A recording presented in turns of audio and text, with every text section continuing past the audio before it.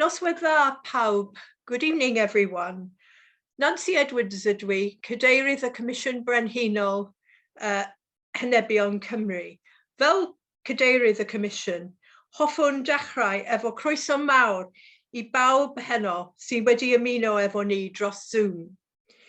Roedd y llyfr rydyn ni'n lansio heno, Temlau Peintiedig, Murluniau a Chroglenni yn Eglwysi Cymru, 1200 yr unfed ganrif ar 15, painted temples, wall paintings and Rood-screens in Welsh churches between 1200 and 1800, gan Richard Suggett, yn cael ei cyhoeddi gan y Comisiwn cyn Nadolig. Ond, acos y pandemig, mae dim ond rwan bod ni'n dathlu y cyhoeddiad pwysig yma. Hoffwn diolch i'r holl staff y Comisiwn Brenhinol, Rowan ag yn y gorffennol, sydd wedi cael rhan yn y cyhoeddiad bwysig yma. I'm Nancy Edwards. I'm chair of the commissioners of the Royal Commission on the Ancient and Historic Monuments of Wales. And as chair, I would like to offer you all a warm welcome to the launch of Temlau Peintiedig, Murluniau a Chroglenni and Eglwysi Cymru, painted temples, wall paintings and Rood-screens in Welsh churches between 1200 and 1800 by Richard Suggett, which is published by the Royal Commission just before Christmas, but because of the COVID-19 pandemic, we're only launching it formally now. This is a bilingual book that draws on the research and expertise, primarily of Richard Suggett, in the course of his work as an architectural historian and senior investigator for the Royal Commission, and also on earlier work by Tony Parkinson, formerly of the Royal Commission, on the church at Llandeilo Tal-y-bont, which has now been moved stone by stone and re-erected at St Fagan's National Museum of History outside Cardiff, and also work by Jane Rutherford on the rich assemblage of wall paintings uncovered in the church at Llancarvan in the Vale of Glamorgan. This book is also very richly illustrated with photographs and other illustrations, mostly from the archives of the Royal Commission. So before I introduce or hand over to Richard Suggett, why is this book so important? I just want to make 3 points here.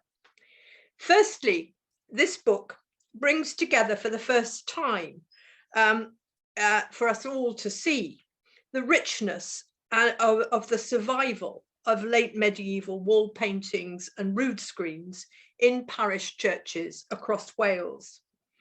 In the case of the exceptionally rich cycle of wall paintings at Llancarvan, these only came to light in 2007 during repairs to the church, and they had been hidden beneath whitewash and possibly plaster since the time of the Reformation, when changes in ecclesiastical legislation forced them to be removed. More wall paintings are undoubtedly still lying hidden in other Welsh churches and may be found in the future. The book also discusses the various changes in painted decoration in churches across Wales during the Civil War, and also changes in the 18th and 19th centuries with, for example, the Gothic Revival. Secondly, Richard Suggett's discussion not only casts rich light on the paintings themselves and how they were done, but also on the contexts in which they were produced. For example, he discusses regional styles of church architecture and decoration, the role of patrons and donors and craftspeople, and the significance of late medieval Welsh poetry as a source of information about religious belief. Thirdly, the richness of the architectural remains and the interior decoration, which we can still see in parish churches, both rural and urban, in every part of Wales, cannot be taken for granted. Church buildings are very often the oldest buildings in a community. Nevertheless, we live in a time of steeply declining Christian congregations in many churches and chapels across Wales, leading to their closure, changes in their use, which may remove them from the public access, and in some cases, demolition. It is therefore vital that there is a future for such buildings wherever possible, where the public can continue to visit them. And where necessary, there are going to be major changes that recording, particularly of the interior layout, furnishings and fittings takes place prior to these changes. Having said just a little bit about the importance of the book, I now want to, with great pleasure, Mae'r, to hand over to Richard Suggett, who's going to talk about the book tonight. Right, diolch yn fawr, Nancy. There's going to be a slight pause while I share the screen.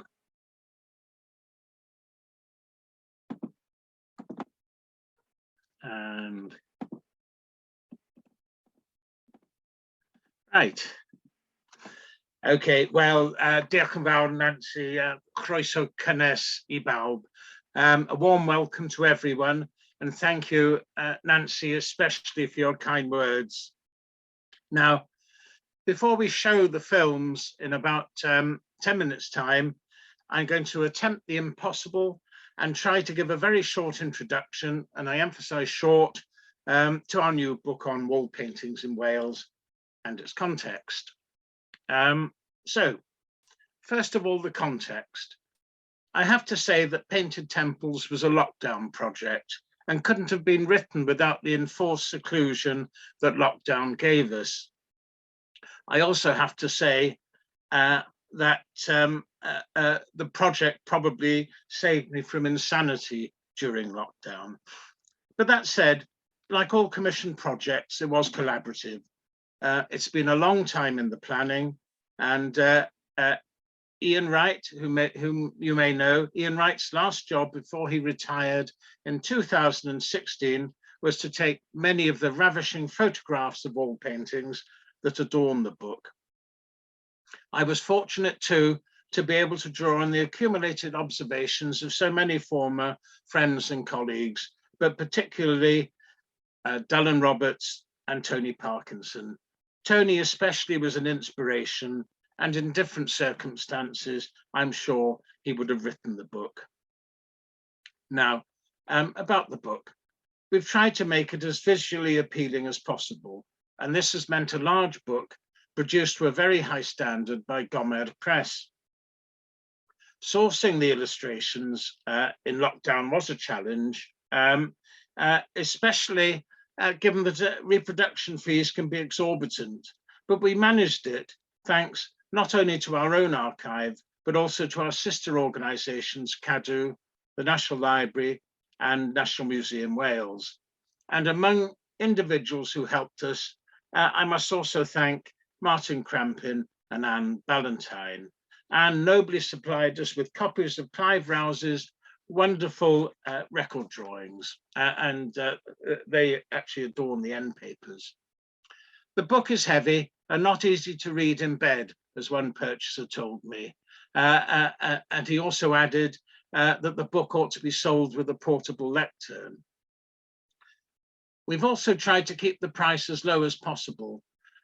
One of the commission's friends, who actually lives locally in Ceredigion, said he would have been willing to pay twice as much for the book. And this was praise indeed, especially as Cardis are proverbially said not to part with their money easily. Right.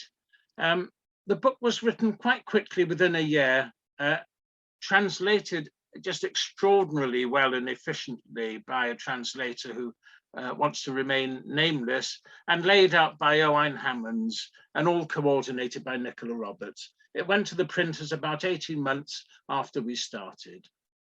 And now, finally, the print run. The average British print run for a specialist book as a paltry 300 or so copies, sold mostly to libraries. But Wales is a literate nation, and good books about the history and heritage sell well, especially if they are well illustrated. So we decided on a print run of 1,500 copies. I'm glad to say that already, pre-launch and pre-reviews, we've sold over 500 copies, indeed, perhaps about half the print run. So, acknowledgements over. I'm now going to say a few words about the themes of the book. Wall paintings are fragile and ephemeral, but against the odds, despite Reformation, Civil War, and 19th century restorations, wall paintings have proved surprisingly resilient. In all, evidence has survived for wall paintings or painted woodwork in some 300 churches. Most books on wall paintings stop at the Reformation, but as I wrote the book, I realized that post-medieval paintings are as interesting and as significant as medieval wall paintings. And indeed, medieval and post-medieval wall paintings have to be considered together. Indeed, sometimes medieval paintings peep cheekily through post-Reformation texts, as here at Llandeilo in Monmouthshire, where St. Michael is peering through with rather a surprised expression at a black letter post-Reformation English creed. As regards the medieval church, it became clear, indeed crystal clear, that most wall paintings, most medieval wall paintings, dated from the long 15th century, that is from about 1430 to 1530. There was a good reason for this. Most, if not quite all churches, but I would say, judging from the roofs, 99%, most churches had a radical facelift in the 100 years or so before the Reformation. We know about the great late medieval rebuilding of houses, but we have to appreciate now that there was a parallel great rebuilding of churches. We know this from the architectural evidence, but especially from church roofs, which the Commission has been busy tree-ring dating as opportunity presents itself. Roofs were not only a major investment, but redecoration of the interior inevitably followed a new roof, not least because major building works would ruin the plasterwork. This great angel roof at Llandeilo has been tree-ring dated 1538 and shows the scale of the investment in church interiors right up to the Reformation. The late medieval church was full of colour and design, as this reconstruction drawing of Llandeilo Tal-y-bont Church by Jane Durant is intended to show. As we discuss later on in the film, I think it's important to emphasize that wall paintings were not regarded as, or as we might do today, they were not regarded as autonomous artworks, but they were a kind of continuous painted skin that covered the church from floor to wall plate and on into the window reveals. But in 1547, as part of the Reformation process, parishioners and clergy were instructed to destroy superstitious images, and this included wall paintings. By the mid-16th century, church interiors had changed dramatically as most paintings were whitewashed over. It's important to emphasize this visual contrast between pre- and post-Reformation interiors. Before 1548, churches were white outside, but very importantly, coloured inside. After the Reformation, churches were white both inside and outside. It was a profound visual change, the shock of the new, to borrow Robert Hughes's phrase. The most revealing change was the introduction of the painted or carved royal arms. This signalled the royal supremacy, that the sovereign was now head of the church. The royal arms were sometimes placed on the chancel screen or over the chancel arch, where they provided a new focus for the nave. Royal arms changed with the sovereign, of course, but some wonderful examples have survived, including as we will show, the royal arms of Henry VIII of Llandeilo Tal-y-bont. Remarkably, here at Llanynys in Denbighshire, the royal arms of Charles II, installed immediately at the Restoration, have been preserved and are dated 1661. The animal supporters of the royal arms are always a matter of surprise and were enthusiastically painted well into the 18th century until modesty prevailed. The physical medieval church building survived, but looked very different after the Reformation. You can sum up the differences between the medieval and post-medieval interiors in this way. If the walls of the medieval church were covered in a kind of painted skin or wallpaper, the white walls of the post-Reformation church were rather like notice boards on which were attacked painted texts. These painted texts often had elaborate frames, sometimes with fictional fastenings, as here at Llangybi in Monmouthshire. And here, there's sort of the frame and the fastenings are in red, fictional fastenings, and they've been given an additional flamboyant Jacobean decoration. The important texts found in most, if not all, churches were the Creed, the Lord's Prayer, and the Decalogue or Ten Commandments.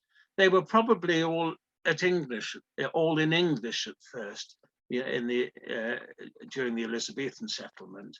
But the 1604 Anglican canons or church regulations additionally allowed what were called chosen sentences. Significantly, these regulations didn't specify the language of the texts. In the first half of the 17th century, Welsh text in Gothic black letter script proliferated in churches. As an example, here's a precious survival from Llanynys, which was actually painted over St. Christopher. And this takes as its text a very significant Old Testament verse to the effect that, while the temple was neglected, people were improving their houses. And the text asked people to go to the mountain to collect wood to repair the temple. The first half of the 17th century is a significant moment. It is when written English and written Welsh texts have equal status in the church. Today, we now find black letter texts like this difficult to read, but we should understand that in the early 17th century, people learnt to read using this kind of Gothic script rather than the Roman type that we find easy to read today. These painted texts were joined, especially in the 18th century, by a few painted figures. Occasionally, Moses and Aaron were shown flanking the Ten Commandments, but more generally, horrible skeletons were painted as a reminder of death and judgment, as here at Llanelian, Anglesey. And here there's a text reminding the congregation, of course, that the wages of sin was death. Churches in the 18th century eventually became quite full of texts, as well as arms, royal arms, and the figures of death, all painted by travelling artists. Towards the end of the 18th century, some clergy were scornful about this type of folk art. The Reverend Theophilus Jones, in his famous History of Brecknock, 1804, revealingly described Llanagan Church as bedaubed with caricatures of death and time, a wretched imitation of the King's arms, and with many a holy text strewn around. He suggested that a little white lime would be more ornamental than these paintings. In fact, really, as Theophilus Jones wrote, the walls of the church were already changing. Stone memorials, memorial inscriptions were increasingly attached to the walls of nave and chancel, encroaching on the painted texts and then obliterating them, as here at Colver in Radnorshire. Now you can see the monumental sort of inscriptions on the wall, and then above them a few surviving texts. Some of these memorials, interior memorials, were quite brightly painted, and I've got a little inset of a Brecconshire example. But I think, writing this book, I was surprised to discover that painted gravestones were present not only in the church, but outside in the churchyard. And remarkably, a few still retain traces of colour, as here at Caergaint, not far from me. And here we can see winged angels, probably originally painted gold, with a lovely blue background, probably meant to represent the heavenly firmament behind. These painted gravestones of the first half of the 19th century were perhaps the last works done by the travelling painter in the Welsh church or churchyard. I'm sure more await discovery, but this must be our concluding image in my brief survey of 600 years or so of paintings in Welsh churches. Now, we're going to show two films relating to the fascinating case studies in the book by Tony Parkinson and Jane Rutherford. The first is in Welsh with English subtitles and stars Gareth Nash and David William of the National Museum Wales. It charts the improbable rescue of the wall paintings at Llandeilo Tal-y-bont and the recreation of the church with paintings at St. Fagans.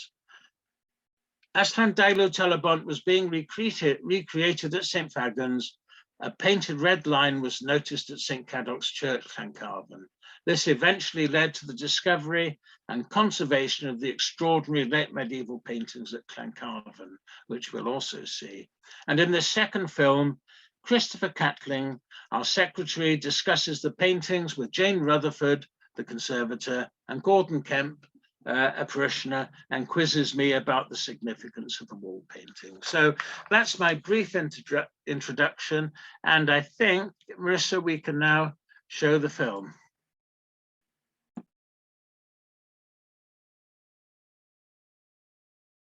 Heddiw, rwyf eisiau sôn ychydig am y Murluniau canoloesol a cafodd ei darganfod ar welydd mewnol hen Eglwys Sant Teilo.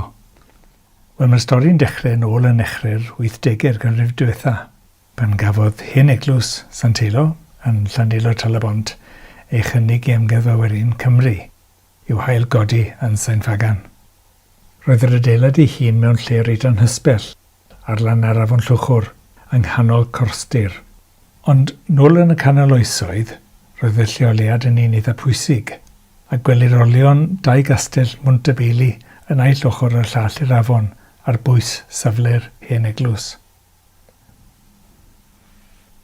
Felly mae'n amlwg ei fod yn man strategol pwysig y bryd hynny, ac yn fan croesi'r afon hefyd fel y gwelir yn yr enw Llandeilo Tal-y-bont, sef man croesi neu pontio'r afon.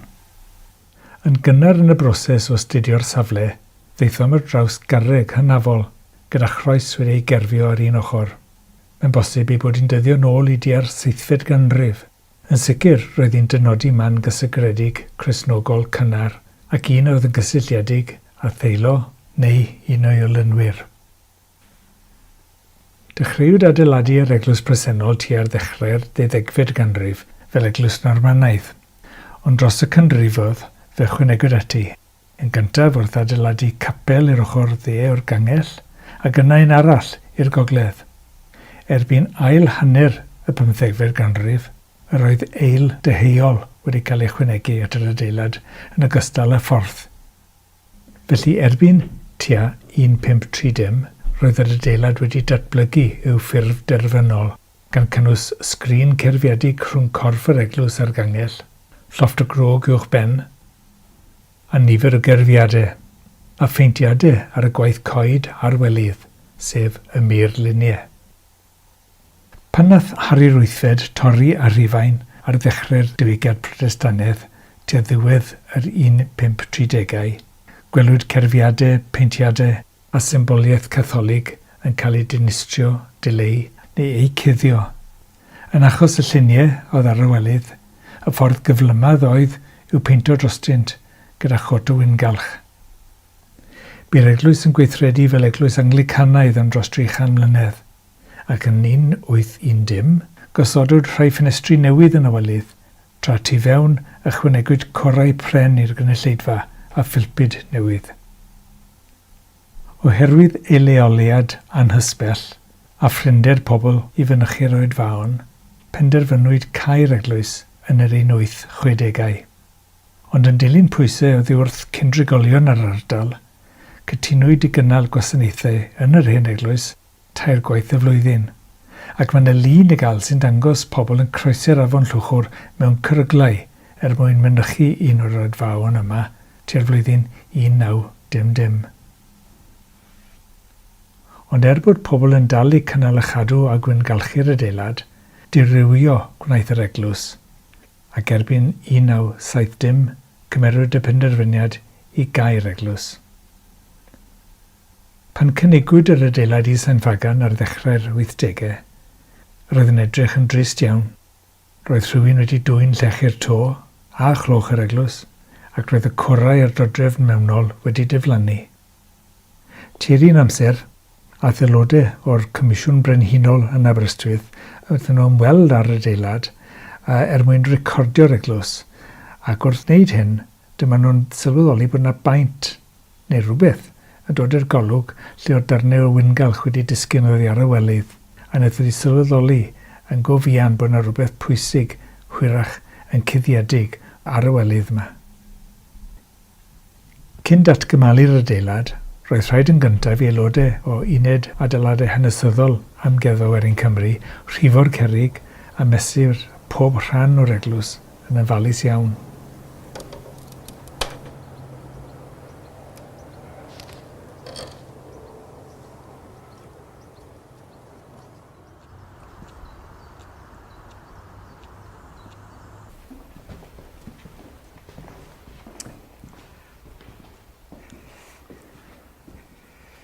Wel, Gerallt, wy'n clywed bod wedi bod yn jobyn anodd datgymalu'r Murluniau hynod yma, a wedyn wrth gwrs ei ail-greu nhw o fewn yr eglwys. So, eisiau das hwnna?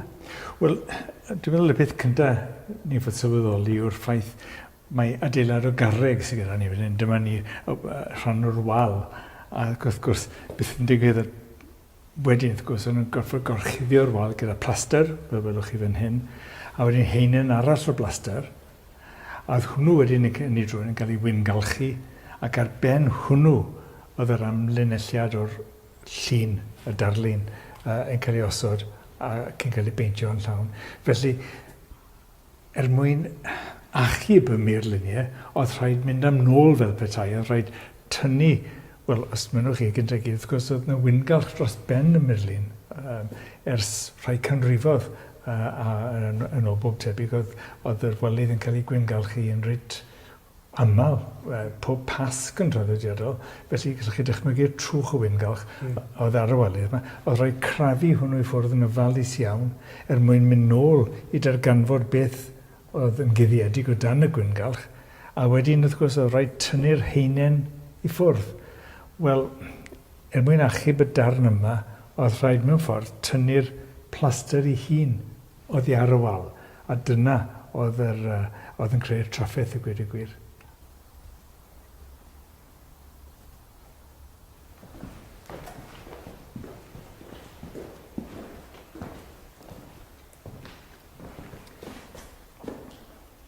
Wel, pan wnaethoch chi ddatgymalu'r eglwys yma yn ei leoliad greiddiol a datgymalu'r Murluniau, wy'n gwybod oedd cyfres o 7 Murluniau gwahanol o gyfnodau gwahanol. Felly, sut wnaethoch chi benderfynu ar ddewis y Murluniau'r cyfnod yma? Wel, chi'n iawn, mi wnaethon ni darganfod pob mathau o gyfnodau o Murluniau, o baint yn hytrach falle, sef darnau o ysgrif Cymraeg yn Saesneg, a fel o'n i'n mynd nôl trwy'r hynny, a ni'n mynd nôl mewn amser wrth gwrs, a nes bod ni'n dod ar draws pethau wedi cael ei sgwennu mewn Lladin. A daethon ni ar draws un heinen oedd i'w weld reit o gwmpas yr eglwys i gweud y gwir, oedd yn dyddio o ran steil, o ran gwisg y bobl oedd wedi cael ei portreadu i'r cyfnod dechrau'r 19 ac oedd edrych ar rheina sylweddoli bod gyda ni nifer o luniau yn ymwneud â'r beth nhw'n galw'r pasiant, sef yr... Bywyd Crist. Bywyd Crist, croeshoeliad Crist yn ywedig. Ac oedd hwn wrth gwrs yn diddorol, ond dyma'r casgliad gorau oedd wedi cael ei darganfod unrhyw man yng Nghymru. So oedd rhywbeth arbennig iawn o beth hynny. Hefyd, rhaid cofio bod yr eglwys ei hun wedi bod yn datblygu dros y canrifoedd o fod yn eglwys rhaid fechan i gweud y gwir. Wedyn wnaethon nhw ymestyn gyda capel i'r ochr gogleddol, capel arall i'r ochr deheuol, ymestyn hwnnw eto i creu eil yr ochr deheuol, ychwanegu porth i'r eglwys. Ond erbyn tua y flwyddyn 1520, 30, o'n wedi cyrraedd beth welwch chi nawr mewn ffordd, sef oedd yr eglwys wedi datblygu i'r siap yma. Ac oedd wrth gwrs oedd y Murluniau a'r adeilad yn cyfateb ar y pwynt yna, a penderfynon ni bydd hynny'n cyfnod gwych i ail ddehongli yma yn Saint Fagan.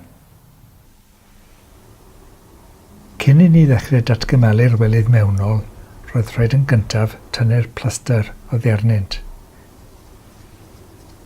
Ond cyn dechrau'r hynny, oedd rhaid tynnu'r gwyngalch fesul heinen i weld os oedd yna rhyw liw, paint neu pigment yn cuddiedig oddi tano. Unwaith i ni lwyddo tynnu'r gwyngalch oddi ar y wal mwyn gweld maint y darlun, y tasg nesaf oedd ei orchuddio gyda defnydd tebyg i sach hesian a'i glido gyda resin arbennig ar ben y murlun. Byddai hyn yn ymddiffyn y darlun ar gyfer y cam nesaf, sef ei dynnu oddi ar y wal. Oherwydd natur anwastad y wal garreg, roedd yn rhaid defnyddio cain y morthwl mwyn rhyddhau'r plaster o'r cerrig. Gwaith caled a llefurus.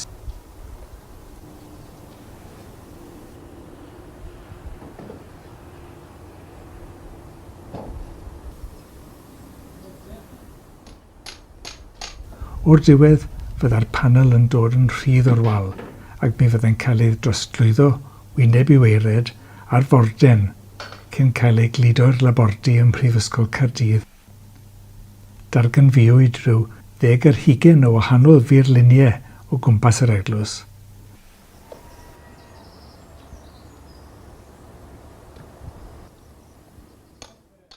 Yn y labordy, fyddai'r resin yn cael ei doddi mwyn rhyddhau'r gorchudd hesian.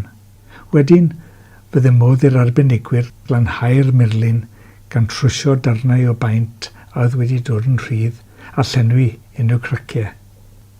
Roedd y lluniau gorffenedig yn drawiadol iawn.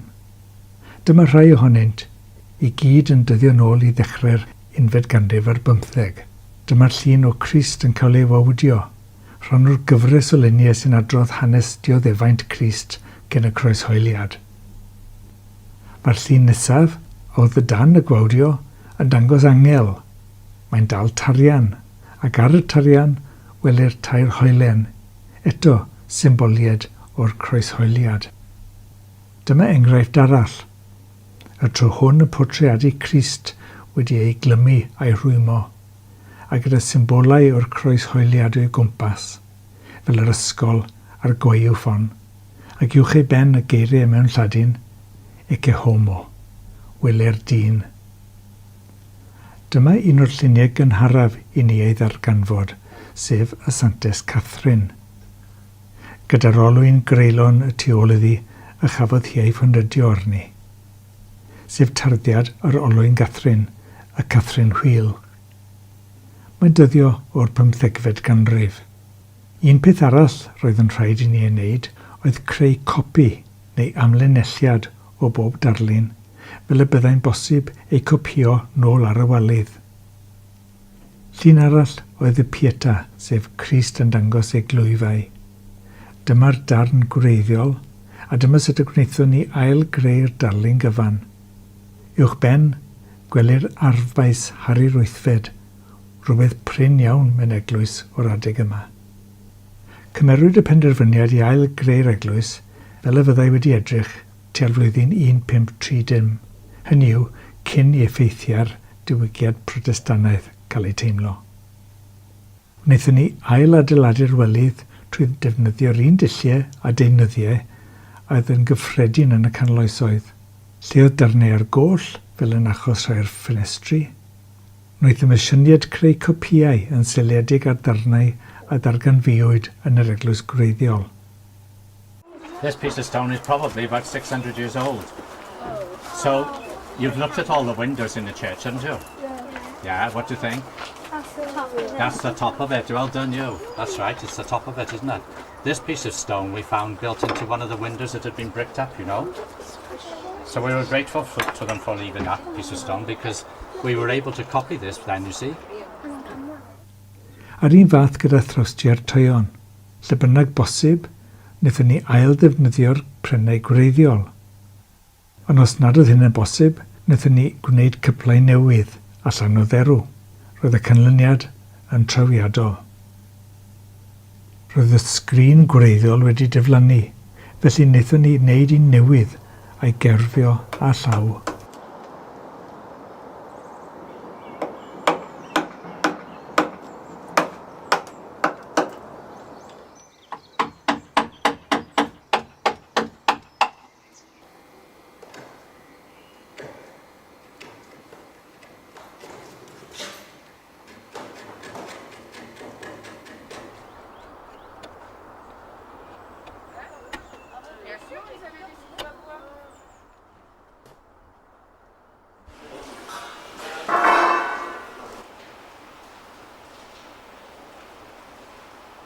Cyn hir, fydd y Comisiwn Brenhinol yn lansio llyfr newydd sy'n edrych ar Murluniau Cymreig dros y canrifodd. Llyfr fydd rwy'n siŵr yn cyfraniad pwysig a gwerthawr yn dealltwriaeth o'r maes arbennig hwn.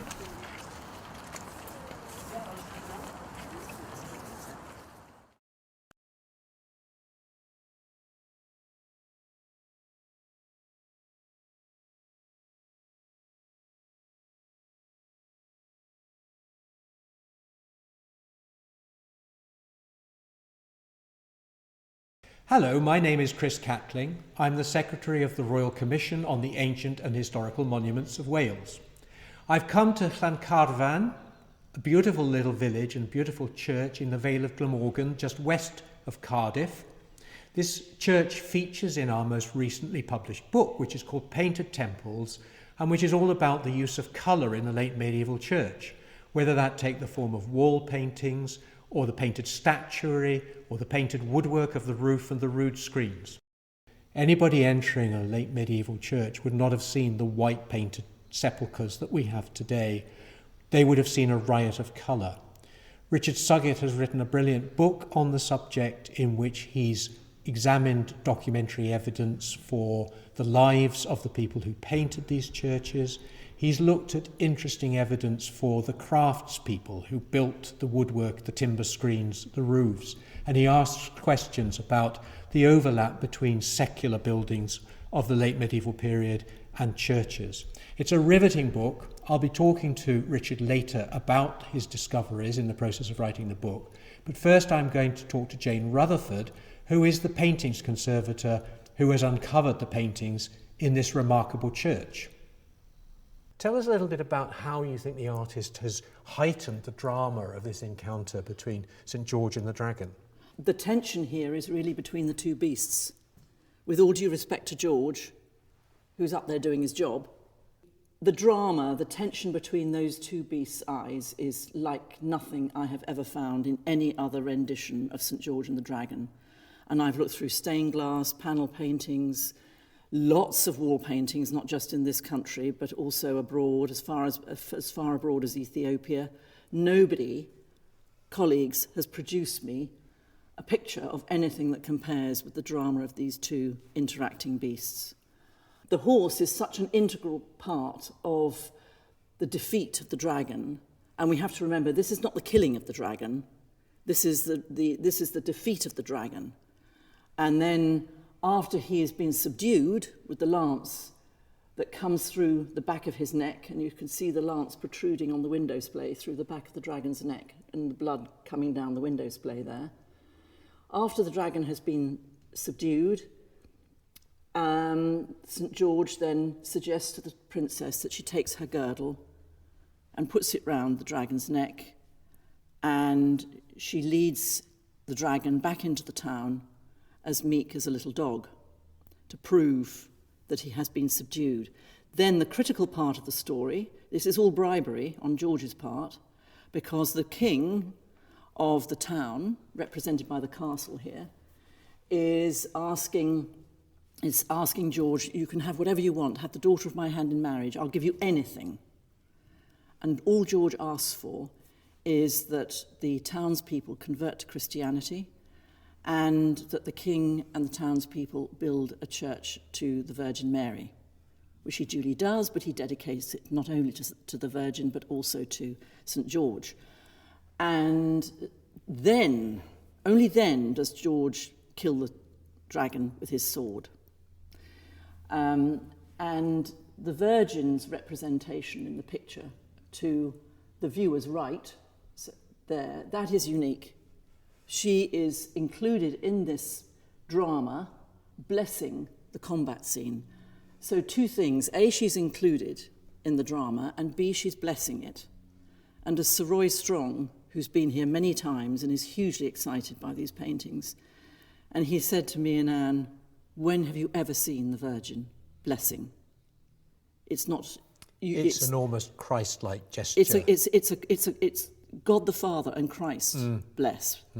But here she is blessing the combat scene. St George is the Virgin's knight. He does her deeds for her. So he's persuaded the townsfolk to convert to Christianity. And the first figure ever to come out before the excitement of George was the princess, who is one of the ugliest princesses you will see in any rendition, in any medieval painting. But nevertheless, she is incredibly important because round her neck is a little cross. And round the neck of her mother, the queen, looking out from the battlements there, is a little cross. And this is the painter condensing so many different stages of the story into one scene, because that shows that they've converted to Christianity.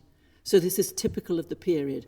You've got this one space, and you use it. You tell all the different parts of the story. And when we started removing the lime wash in that area there, that was the place to start before we got onto the drama of George, because there the overlying layers of lime wash were cleaving away from the face of the painting by 2 centimetres. And it was really only because I could prove the damage that those overlying lime wash layers were doing to any potential painting underneath that we got the grant and the funding to remove them, because normally you don't get the money for... Was the overlying layers were pulling the medieval painting away from the wall? Absolutely. Absolutely. So it was, you needed to rescue the medieval painting before it was lost forever. Yeah, the weight of that overlying lime wash, and we took away anything between 2.5 and 3 tons in bucket loads at the end when it was put on a weighbridge. But as that overlying lime wash was removed, sometimes we could only go we couldn't go faster than a square centimetre an hour. That was fast in some places. It is painstaking work. Painstakingly slow, and you have to go down through each layer of lime wash to make sure there wasn't a later painting. Because if we had found a later painting, that would have been stop. You have to stop and record to save everything. You cannot remove a later painting because there may be something more precious underneath. So as soon as it was actually on day, let's call it day 1, it might have been day 2, but we'd been peeling away lime wash in that area because it was already cleaving away to such a degree it was the obvious place to start. And we found the princess with the cross round her throat, and so we immediately knew what the subject matter was, especially when we then found her father looking out over the battlements there. It could only be a rendition of St George and the Dragon. But that was the easy bit, that zone there. And then looking across this wall and the crest on George's helmet, and we were trying to work out, well, what is that? That's one heck of a crest, if that's the crest. And what we also couldn't tell was how much would survive. Because it may be that we'd only just found fragmentary little bits. How disappointing it would be if that was all you'd got, was the top and everything else had gone. Exactly. But you've mentioned the crest there, which is quite extraordinary. How much of that armour is fantasy and how much of it is a reflection of the fashionable armour of its time? Well, on that subject, I consulted the expert, Dr. Tobias Capel, and in fact, after we first broadcast what we'd found through Salon, your journal, he contacted me the very next morning and said, Jane, may I come and visit Llancarvan? This is so exciting. This is unique in Britain to have such a complete wall painting of this figure subject, of this sort of date. When he was here a few days later, he said on general stylistic grounds, he was giving it a 1420s, 1430s date. And then starting to look at the individual components of the armour and comparing their reptilian quality with the scales of the dragon, you get into the artist's mind here, how the artist is using this opportunity. And then we have the conundrum as to whether this artist is representing the armour of the day, or is it slightly later than the 1420s, 30s, and he's mixing elements of the armour of the then day with slightly antiquated armour. And the crest, as Toby pointed out, is quite antique, that particular fan crest. So Toby, with his breadth of knowledge, was immediately able to direct us to St Hilary, which is only a few miles from here, where there's an effigy of Sir Thomas Bassett of Beaupre, died 1423. 1423, and his armour is a direct comparison for this armour. So it could be a mixture of contemporary and slightly antiquated armour, which would be a well-known way of depicting a noble figure representing high chivalry. He managed to depict this psychological drama without any incised lines or underdrawing to guide him. He must have been a man of great skill. Is that evident too in the adjacent paintings? Absolutely, absolutely. He may have been copying sketches, but by the time he was working on the wall, he knew exactly what he was putting and where he was going to put it. He'd obviously painted this subject matter before. There are no incised lines, no underdrawing. We'd have found it. We were going over this by the square millimetre. When it came to the flow of the subject matter, there you have the Virgin's Knight, St George, holier-than-thou figure. And you even have the Virgin included in that scene, as we've just discussed. Utterly extraordinary and apparently unique, iconographically.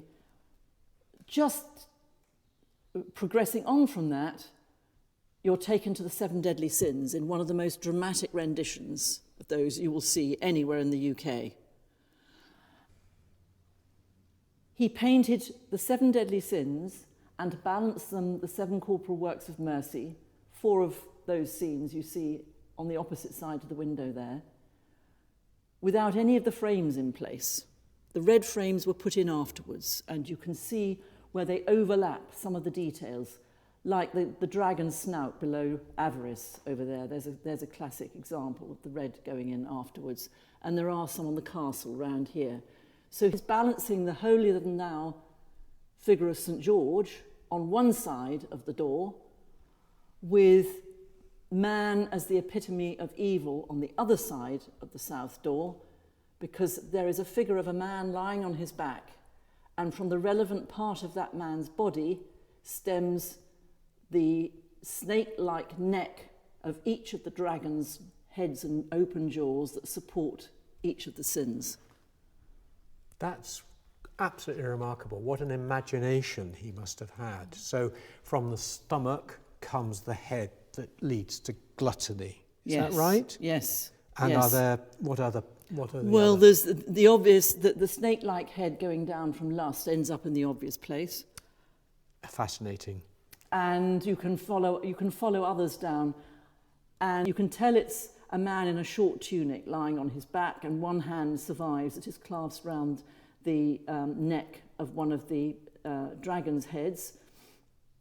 But alas, the rest of that figure was lost in the 1960s. It's quite a sobering thought to realise that in the 1990s, the community almost walked away from this church because of the cost of repairing the roof. There was consideration given to declaring it redundant.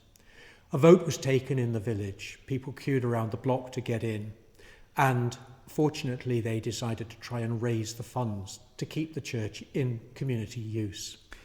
Their faith in the future of this church and their sterling fundraising efforts led to the discovery of the remarkable sequence of wall paintings that has made everybody realise what a significant church this now is. I'm going to talk to Gordon Kemp now, who is chair of the Llancarvan Society, to ask him what impact the wall paintings have had on the community here and their attitudes towards the church. You must be very proud of these paintings. They are of international significance. Has it made any difference to the local community? I think it's made quite a significant difference because they attract, as you say, it's international significance. They attract many, many visitors to the church. So the church has an income from it. But I think that also has a knock-on effect to the rest of the village because, okay, we're a small community, but we've got a pub that has rooms. So the Fox and Hounds gets visitors who come, stay, spend money there. And there are some sort of bed and breakfasts and Airbnbs in the area as well. So yeah, it brings people in. So it's benefiting the rural economy of the village and the surroundings. Oh yes, yes. And do people make contributions when they come here? Do you notice money being put in the collection box? Certainly. Good, because I understand that there are more paintings to be recovered at some stage, well, and you need some money to... Well, there are more to be recovered, well, hopefully recovered, but as you say, yes, we need money to do that. And are you going to start some sort of fundraising campaign? Well, we're always looking to raise funds, and we're always looking to find some charity or other organisation that you know, would contribute towards it. But it is very difficult. There's so many demands. You had a National Lottery Heritage Fund grant. Would there be another grant forthcoming, do you think? We would like to look at that if that's a possibility. Yes. But yeah, there are certainly, I think, quite significant other paintings to be discovered because probably when the paintings were commissioned and the painting was done, probably most of the church was covered. Do you have any idea what the other themes might be? I'll be honest, not totally myself. I'm not an expert on this, and we sort of defer to people who know a lot more, but I think anything more would be fantastic. That would be very exciting, wouldn't it? Very, very so, yeah. I'm now going to talk to Richard Suggett, my colleague, who wrote most of the Painted Temples book. He calls it his lockdown project because he began it just after the COVID lockdown of March 2020. I prefer to think of it as an unlocking project because what he's done is to reveal to everybody the rich heritage that we have, the rich faith heritage in Wales, and how many remarkable survivals we have from the pre-Reformation era when many other churches in the British Isles were destroyed by iconoclasts. Richard Suggett, congratulations on your wonderful new book. It's already a bestseller. You called it Painted Temples. It's an intriguing title. Would you like to tell us what the title suggests? Right. Well, the title Painted Temples just came into my mind, but it does actually convey the idea that the interiors of the late medieval church were richly painted. But the contrast, is quite subtle, really.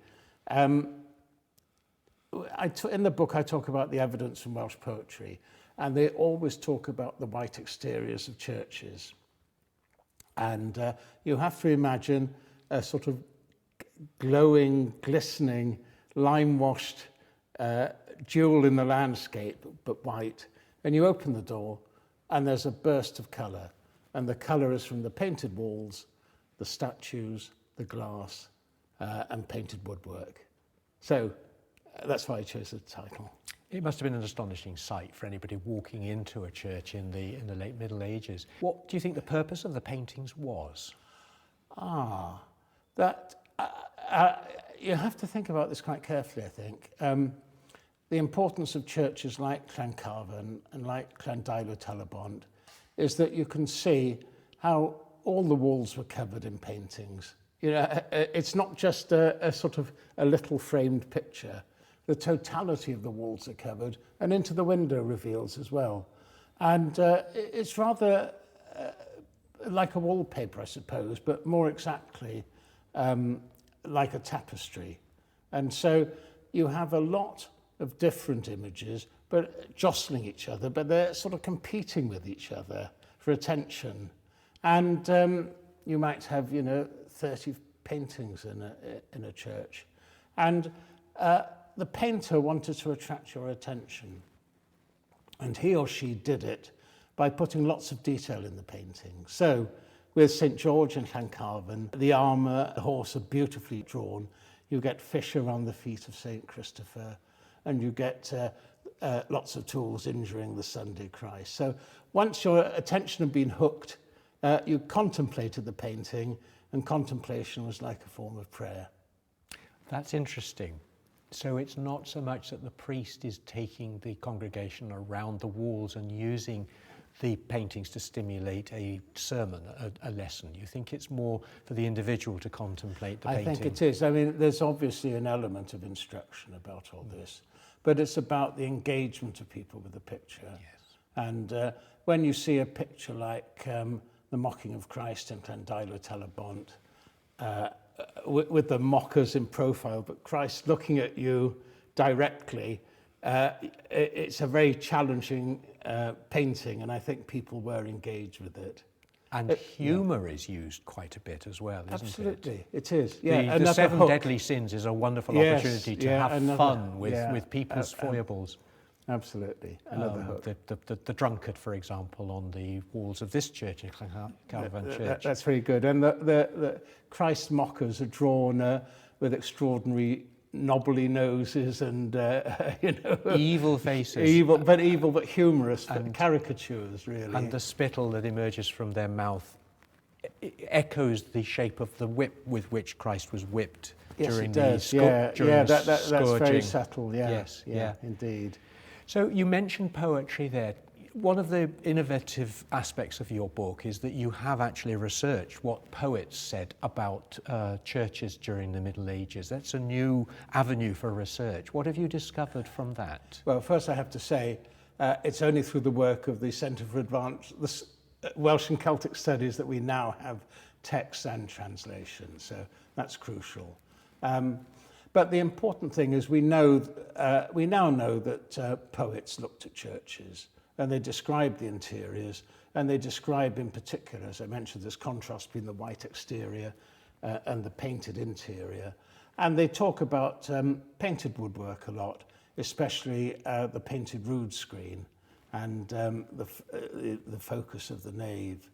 But poets did look at wall paintings, and I think the poets admired the painters, and they admired their craft. And Sean Kent refers to the art of the image painter as magic, colour and magic, hyd a llew. So, yeah, that's an insight. And sometimes they actually describe individual paintings. So most famously, David ap Gwilym describes a painting of Christ and the apostles. And he describes it in great detail, and he describes the way Christ is in the centre, flanked by the apostles. He talks about the role of the apostles and the role of the passion. And so it's really, the poet is looking at the painting, looking at it in the chancel actually, and actually intellectualizing it. So people did look at paintings thoughtfully. That's interesting, because it almost implies that the painter and the poet somehow share in the creativity of Christ, that there is a Christ-like aspect to their creativity. I think the poets would agree with you. Yes. And subject of humour and poetry, Richard, I was intrigued by the passage in your book that tells the story of the text painter, the self-confessed Sabbath breaker, who fell off his horse and then woke up the next day with a new talent for painting. Tell us a little bit about that. Yes. A verse autobiography called Mercy Triumphing Over Judgment. And it's so interesting, the medieval painters are essentially anonymous. We know a few names, but that's all.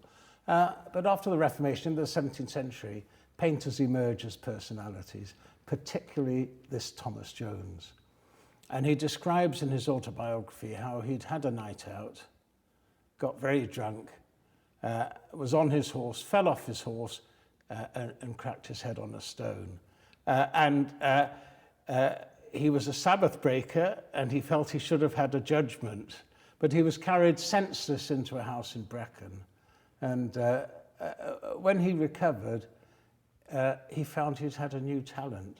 And this was a talent for versifying as well as painting.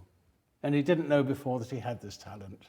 He obtained a license from the Bishop of St. David's to paint the texts on the church walls. And of course, 1604 canons or regulations of the church, of the Anglican Church, allowed chosen texts to be painted on the walls. So there was a great demand for texts to be painted on the walls. And Thomas Jones went about painting texts all over Breconshire. And do we think we can identify texts that have survived that might have come from his hand? Yes, there's certainly black letter texts in Breconshire that could possibly have been painted by him. Yeah. So this is the big change really, isn't it, Richard, from the pre-Reformation, the late medieval, to the post-Reformation, that we stop pictorial art and we now focus very much on holy texts, chosen texts, as you say.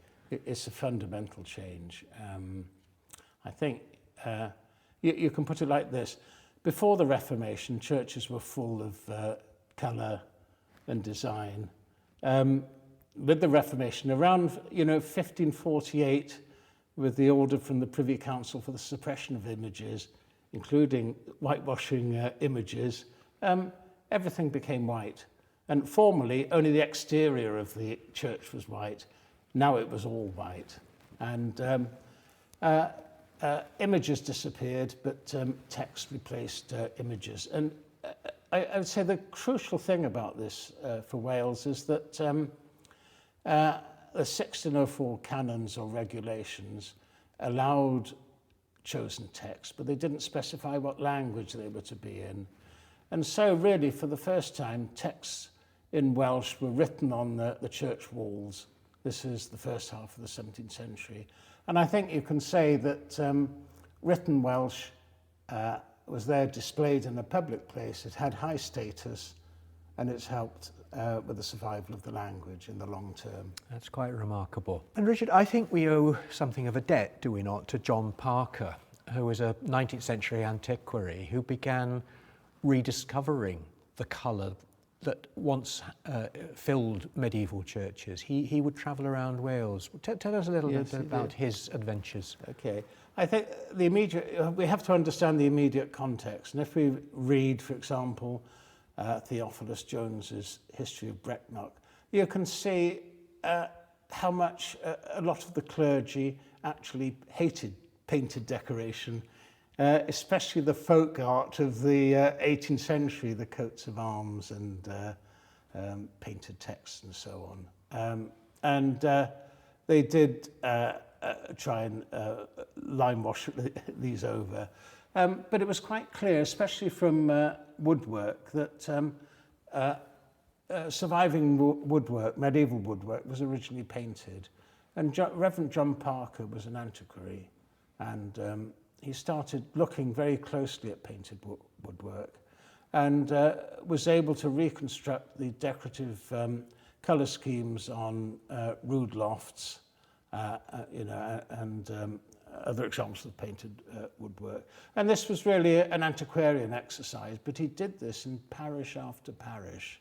And he did contribute to a change in climate which saw real value in painted decoration. The church was rather split between those who liked colour and those who didn't. And it was somewhat complicated because walls were increasingly crowded with memorials, and these had kind of squeezed out the painted decoration.